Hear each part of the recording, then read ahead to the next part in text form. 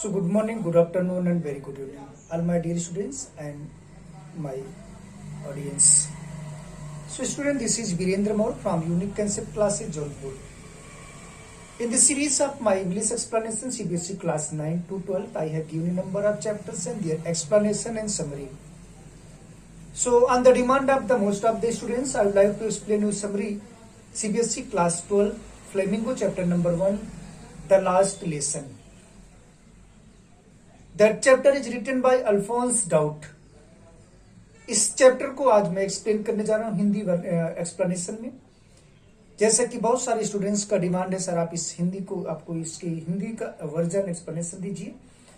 उस डिमांड के अनुसार मैं एक्सप्लेन कर रहा हूं the last lesson. The last lesson chapter Alphonse Daudet के द्वारा लिखा गया है। इस चैप्टर को 1817 टू 1871 के बीच में लिखा गया, जब फ्रांस और जर्मनी के बीच युद्ध चल रहा था, जिसमें फ्रांस के two districts of France, Alsace and Lorraine, दोनों डिस्ट्रिक्ट्स को जर्मनी ने अपने कब्जे में कर लिया था। फ्रांस के दो डिस्ट्रिक्ट अल्सेस और लोरेन को जर्मनी ने अपने कब्जे में कर लिया था। और वहां पर जो जर्मनी में जब अल्सेस और लोरेन को जर्मनी ने अपने कब्जे में ले लिया, तो जर्मनी की कैपिटल बर्लिन, वहां से आदेश आता है कि जो बच्चे वहां पढ़ रहे थे स्कूल में, अब वहां पर फ्रेंच लैंग्वेज को ना पढ़ा करके जर्मन लैंग्वेज पढ़ाने के लिए। तो कहानी की स्टार्टिंग होती है एक school teacher mister M Hamel, उनके बच्चे, और उसमें एक फ्रेंच नाम का एक स्टूडेंट होता है जो फ्रेंच अपने क्लास टीचर से बहुत डरता है, मिस्टर एम हेमेल से। मिस्टर एम हेमेल जो बच्चों को अपने होमवर्क में जो है होमवर्क देते हैं पार्टिसिपल्स का। आज फ्रेंच अपने स्कूल जा रहा होता है। जब वो अपने स्कूल जाता है, उसी समय होता क्या है, फ्रेंच इतना डर जाता है कि उसको पार्टिसिपल का पी वर्ड नहीं मालूम होता है। तो फ्रेंच अपने स्कूल को बंक कर लेता है। वो सोचता है कि आज हम जंगल की तरफ चले जाते हैं। तो जब फ्रेंच स्कूल घर से स्कूल के लिए निकलता है और स्कूल ना जाकर के वो जंगलों की तरफ जाता है। जब जंगल की तरफ जाता है तो जंगल में जब जाने के बाद उसे लगता है कि बहुत ज्यादा वहां पर गर्मी थी। फिर फ्रेंच के दिमाग में आता है क्यों ना अपने स्कूल ही चला जाए। जब वो अपनी स्कूल को जा रहा होता है, अपनी स्कूल को जब जा रहा होता है, उस समय रास्ते में उसे एक बुलेटिन बोर्ड दिखता है। वो बुलेटिन बोर्ड जहां पर हमेशा जो है कुछ न कुछ बैड न्यूज छपे होते थे, सिपाहियों के मारने की खबर, ऑफिसर्स की जो है उनके आदेश देने की खबर, इस प्रकार से जो न्यूज छपे होते थे, हमेशा कुछ न कुछ वहां पर बैड न्यूज छपे होते थे। तो फ्रेंड्स आज जब वो स्कूल जाता है तो उसे ऐसा लगता है कि हम स्कूल की तरफ जब वो पहुंचता है, फ्रेंड्स स्कूल के करीब पहुंचता है, हमेशा कॉमन रूप से ऐसा होता था कि बच्चों के लिखने के पेनों की आवाज, टीचर की चिल्लाने की आवाज, उनके स्क्रैचिंग करने की आवाज, स्टिक की आवाज हमेशा स्कूल के बाहर सुनाई देता था। लेकिन जब फ्रेंच आज स्कूल पहुंचता है, वहां पर उसे जरा से भी सुनाई नहीं देता है कुछ। और सामान्यतः ऐसा होता था कि जब फ्रेंच स्कूल पहुंचता था तो स्कूल टीचर एकदम बिजी रहता था और धीरे से गेट से घुस जाता था, बिना परमिट लिए क्लास में बैठ करके क्लास कर लेता था। लेकिन आज जब फ्रेंच पहुंचता है तो फ्रेंच को वहां पर बिल्कुल स्ट्रीम सब डिफरेंट मिलता है।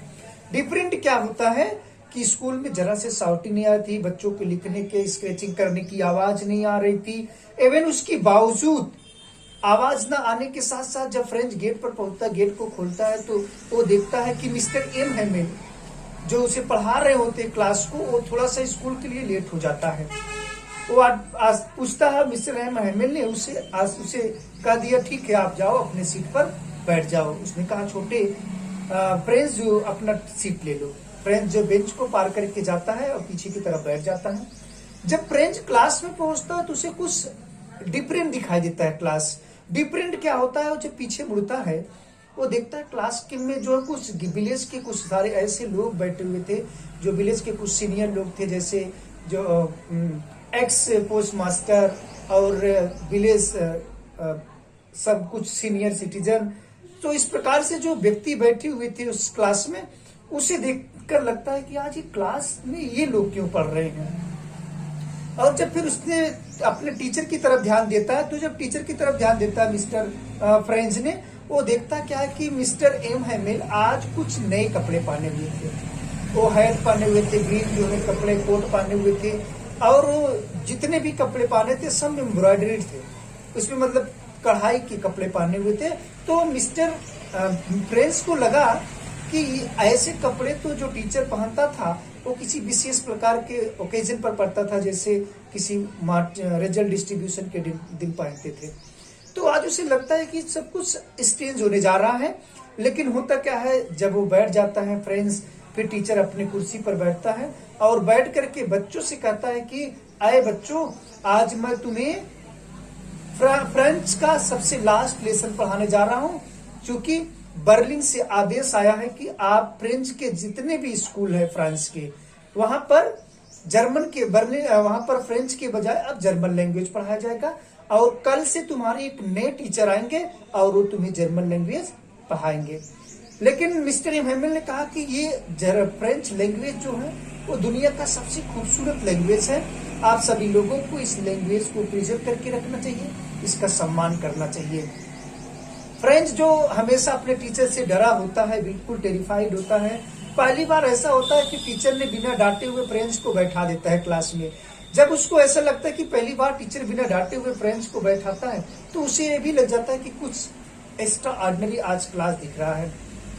फिर उसने कहा कि मैं चाहता हूं कि आप सभी लोग अपने मातृ लैंग्वेज का सम्मान करो और इसको प्रिजर्व करके रखो। ये सुन करके फ्रेंच बड़ा खुश होता है, एक तरफ से सोचता है कि चलो आज से तो टीचर से मुझे कुछ छुटकारा मिल गया, अब मुझे ये पढ़ाएंगे नहीं और मुझे पनिश और स्कोल्ड भी नहीं करेंगे। लेकिन जब उसने उसकी वैल्यू को बताया, जब मिस्टर एम हैमिल ने उस फ्रेंच लैंग्वेज की वैल्यू को बताया, तो फ्रेंच को रियलाइज हुआ, या गांव के जितने भी लोग थे उनको रियलाइज हुआ कि ये वास्तव में ये जो फ्रेंच लैंग्वेज है ये दुनिया का सबसे खूबसूरत लैंग्वेज है, और इसकी हम लोग को प्रिजर्व करना चाहिए, इसकी रक्षा करनी चाहिए। ये सोच करके तब वो लोगों ने उनकी वैल्यू समझा। उसके बाद मिस्टर एम हैमिल एक एक करके सारे बच्चों से जो है पार्टिसिपल के बारे में पूछते हैं। अब बारी आती है फ्रेंच की। जब फ्रेंच से मिस्टर एम हैमिल पूछते हैं कि चलो अब तुम बताओ पार्टिसिपल्स के बारे में, फ्रेंच खड़ा होता है लेकिन वो कुछ भी जवाब नहीं दे पाता। वो बोलना चाहता है लेकिन उसको बोलने नहीं आता कुछ, क्योंकि उसको पार्टिसिपल का पी भी नहीं मालूम होता है। फिर भी टीचर ने उसे बिना डांटे हुए समझा करके फ्रेंच को बैठा दिया। फ्रेंच बैठ जाता है। इसलिए उस दिन फ्रेंच को रियलाइज होता है कि जो हमारे टीचर मिस्टर एम हैमिल थे वो जरूर हमें अच्छा पढ़ाते थे, उनकी वैल्यू समझना चाहिए था और फ्रेंच लैंग्वेज की हमें सम्मान करनी चाहिए था। तो इस सोच करके फ्रेंच को रियलाइज होता है कि टीचर हमारे सही कहते थे।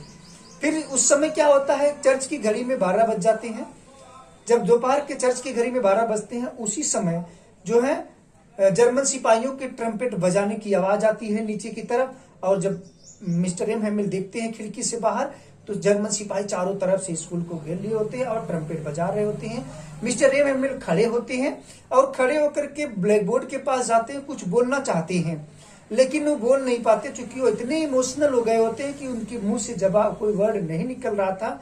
जिसके कारण से मिस्टर एम हैमिल ने क्या किया, एक चाक का टुकड़ा उठाया और चाक का टुकड़ा उठा करके ब्लैक बोर्ड पर लिखा लिव ला फ्रांस। लिव ला फ्रांस मीन्स फ्रांस अमर रहे। और इन्हीं के साथ वो जो है फिर चले जाते हैं। इस प्रकार से चैप्टर की समाप्ति होती है। ये चैप्टर था जो है द लास्ट लेसन। मैं उम्मीद करता हूं कि आपको इस चैप्टर को बहुत अच्छी तरह से समझ में आया होगा, विशेष करके उन सारे बच्चों के लिए जो एग्जामिनेशन की प्रिपेयर कर रहे हैं। मैं 60 वीडियोज आपके भी दे रहा हूं।